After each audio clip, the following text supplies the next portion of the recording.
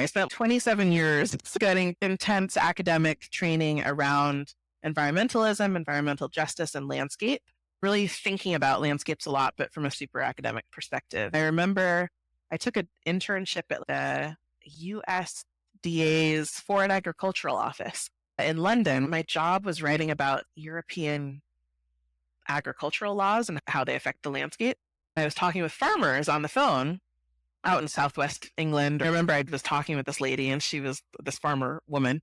And she, at some point in the conversation, she's like, "Have you ever been to a farm? Do you know what you're talking about at all?" And I was like, "No, I haven't. I know nothing." And I realized I was one of those policy wonks that knew nothing and was writing useless papers with very little information.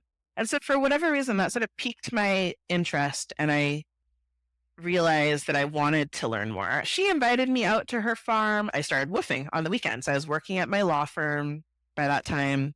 I was depressed. I hated being there. It was extremely racist, sexist, capitalist. It was all the things. And I guess I was feeling really sad. And I just decided to, I think at that point, I was just following my nose. I was like, what do I want to do?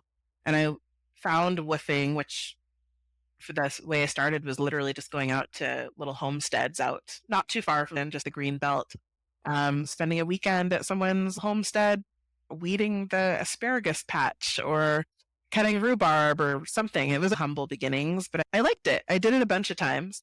And then when it was time for me to leave my law firm, I also was like, what am I going to do? I owe a cajillion dollars. What is going on? I went and did a permaculture course. I did a 2-week permaculture course at a mushroom and apple orchard out in Herefordshire, I think, and learned all the things that you learn in a permaculture course. I had a critical ear to it then. I still have a critical ear to it, but there was a lot that I really loved. And it was a real turning point for me where I was like, oh, I love this. This systems view makes sense to me and I love it. And more than anything, I just noticed that I was happy. I was like, oh, I'm really happy here, thinking about these things, doing these things with my hands on this farm.